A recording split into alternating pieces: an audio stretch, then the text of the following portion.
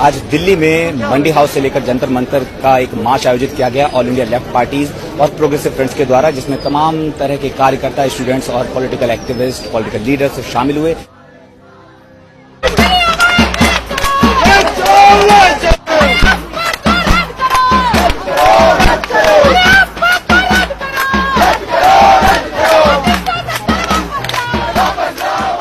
आइए बात करते हैं उन कार्यकर्ताओं से जो इस मार्च में शामिल हुए हैं। हम लोग यहाँ देश भर में जो प्रदर्शन हो रहे वाम दलों की तरफ से, यहाँ हम लोग जंतर मंतर पे भी आ रहे हैं, विरोध प्रदर्शन है। आप बताइए, यहाँ 370 के खिलाफ हम अपनी आवाज उठा सकते हैं, लेकिन कश्मीर की जनता नहीं कर सकते। कश्मीर की जनता के ऊपर कर्फ्यू है। कश्मीर की जनता की आवाज दबाने के लिए 40,000 हथियारों से लैस हमारी फौज, हमारी सीआरपी की ऑफिसर और जवान हैं। तो ये देश को इस तरह आप जोड़ेंगे? आपने कश्मीर को तोड़ा है, आपने संविधान की धज्जियां उड़ाए हैं, आपने प्रदेशों का जो, राज्यों का जो अधिकार हमारी संविधान ने दिया है, संघीय जो एक ढांचा है हिंदुस्तान का, उसको आपने तोड़ा है। और आप कहते हैं कि आप देश की एकता चाहते हैं। मोदी जी और शाह देश की एकता ने ब्रिटिश जमाने से ही इन्होंने हमेशा विभाजन वाली नीति चलाई। आज भी उस संविधान पर हमला करके वो हमारे देश को कमजोर करने वाली नीति चला रहे हैं। देखिए, कश्मीर के साथ जो कुछ भी हुआ है, मैं समझता हूं कि बहुत ही अन्याय हुआ है और पूरे देश के हिसाब से मैं बात करूं तो बहुत जबरदस्त खतरनाक संकेत है। कश्मीर को धारा 370 से भारत के साथ जोड़ा गया था। ये धारा 370 इतिहास की वजह से एक ऐसा प्रावधान था संविधान में जो कश्मीर और शेष भारत को जोड़ता था, और उसको एकाएक खत्म कर देना, वो भी इस तरीके से, बिना कश्मीर के लोगों से कोई बात किए, कश्मीर पर एक तरह से कर्फ्यू थोप करके, आपातकाल थोप करके, तो मैं नहीं समझता कि इसका कानूनी मायने क्या है। इस पर तो कानून के धरातल पर भी बहस होगी, लेकिन कश्मीर के लोगों का जो सेंटिमेंट है, मैं समझ सकता हूँ कि आज किस तरह का अलगाव आज वो उनको महसूस हो रहा है, और इसीलिए हम लोग तो पूरे देश में प्रोटेस्ट कर रहे हैं, बताने के लिए कि हम कश्मीरियों के साथ है, कश्मीर के साथ है। दूसरा, जिस तरह से कश्मीर जो एक अलग राज्य हुआ करता था, अभी तक हम देश में देख रहे थे कि किसी यूनियन टेरिटरी, जैसे गोवा एक यूनियन टेरिटरी था, उसको एक राज्य का दर्जा दिया गया। हमने देखा कि कुछ राज्यों को 2 राज्यों में बांटा गया, जैसे बिहार को, जैसे यूपी को, जैसे मध्य प्रदेश को, या हाल ही में आंध्र प्रदेश को। अब कश्मीर को एकाएक जो एक राज्य था, उसको 2 यूनियन टेरिटरी में तब्दील कर दिया गया। तो मुझे तो लगता है कि बिहार के हर नौजवान को सोचना चाहिए, बिहार के हर नागरिक को सोचना चाहिए कि कल अगर रात को नींद से उठने के बाद सुबह अगर आपको पता चले कि बिहार अब एक अलग स्टेट नहीं है, उसको भोजपुर और मिथिला और कोशी और मगध 4 यूनियन टेरिटरी में बांट दिया गया। अगर हमारे यूपी के भाइयों को, बहनों को अगर ये पता चले कि उत्तर प्रदेश अब एक अलग राज्य नहीं रहा, उसको पूर्वांचल, बुंदेलखंड और हरित प्रदेश जैसे कुछ यूनियन टेरिटरी में बांट दिया गया, तो आपको कैसा महसूस होगा? यहाँ से खड़े होकर के सोचना चाहिए। कश्मीर के लिए 370 एक रिजर्वेशन जैसा था, तो हमारे तमाम SC ST के, OBC के भाइयों बहनों को, जिनको इतिहास की वजह से हमारे देश के सामाजिक बनावट के चलते एक आरक्षण का हक मिला हुआ है, कल अगर आज जिस तरह से राष्ट्रीय एकता के नाम पर कश्मीर का आरक्षण खत्म किया गया, कल अगर हमारा सामाजिक आरक्षण भी सामाजिक समरसता के नाम पर, एक ही एकता के नाम पर अगर इसको खत्म कर दिया जाए, तो हमें कैसा महसूस होगा? यहाँ पर खड़े होकर के कश्मीर को समझना चाहिए। आज जो लोग जश्न मना रहे हैं कि चलो अब कश्मीर में जाकर के जमीन खरीदेंगे, कश्मीर की जमीन अब हमारे हिस्से में आ जाएगी, तो ये कौन लोग हैं? इस देश में सिर्फ कश्मीर को जमीन बचाने का हक नहीं था, इस देश के बहुत सारे दूसरे राज्यों को, पहाड़ी राज्यों को अपनी जमीन बचाने का हक है। इस देश के जो आदिवासी के लिए 5वीं अनुसूची है, आदिवासियों के लिए ये हक है कि उनका जमीन आप नहीं ले सकते।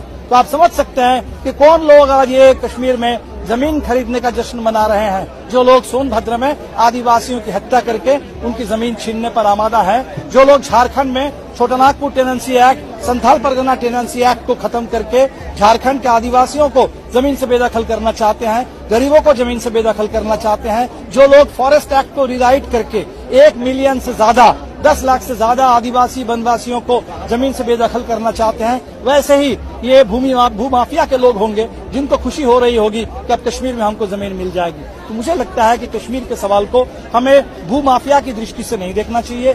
कश्मीर के सवाल को हमें देखना चाहिए देश के लोकतंत्र के हिसाब से, देश में संविधान की दृष्टि से।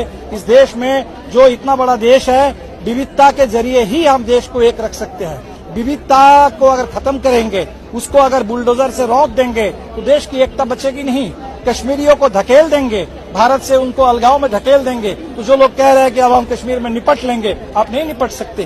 तो आप कश्मीर को और ज्यादा आपने दूर धकेल दिया, कश्मीरियों को दूर धकेला है। और एक भारतीय होने के नाते और लोकतंत्र संविधान में आस्था रखने वाले एक नागरिक के हैसियत से मुझे इस वक्त काफी दुख है।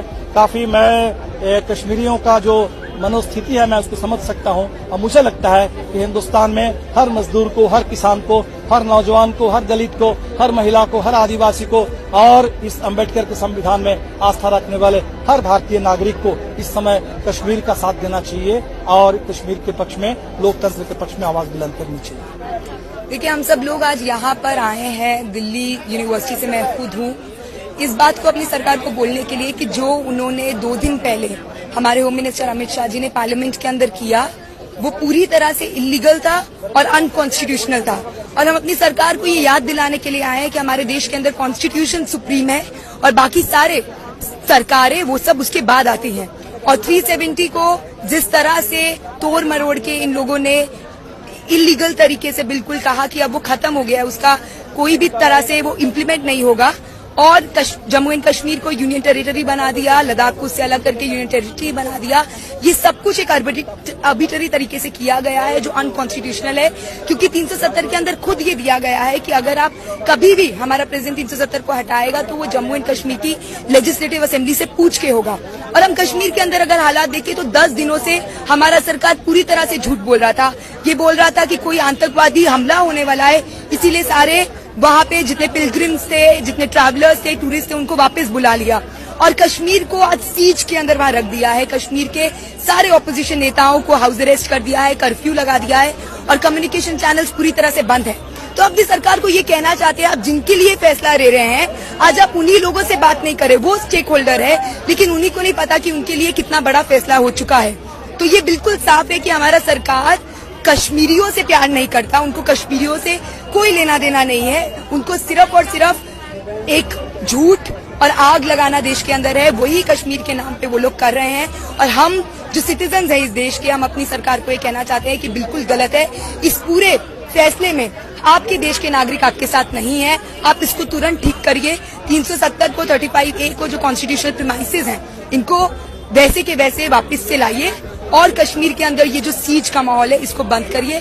जो हाउस अरेस्ट कर रखा है उन लोगों को वापस छोड़िए। आज सारे लोग, हम लोग इस मार्च में आए हैं, हम लोग कश्मीरी अवाम के साथ खड़े होने के लिए आए हैं। जो उनसे बिना पूछे उनके लिए कुछ फैसले इस सरकार ने ले लिए हैं, उसके खिलाफ आज हम लोग यहाँ पर खड़े हैं। और एकदम साफ साफ डिमांड है कि वहाँ से आफ्सपा को हटाया जाए, मिलिटरीलाइजेशन कम हो और साथ में जो 370 को इन्होंने रद्द किया है उसको वापस लाया जाए। कश्मीरी अस्मिता, कश्मीरी सम्मान के लिए ये बहुत जरूरी है। और इसीलिए आज दिल्ली में, दिल्ली की आवाम, देश की आवाम कश्मीरियों को ये बताने के लिए आई है कि आप लोग के साथ हम लोग खड़े हुए हैं, आप अपना संघर्ष जारी रखिए। अरे कश्मीर को इंसाफ दो, अरे आर्टिकल 370 वापस लाओ, आर्टिकल 370 वापस लाओ।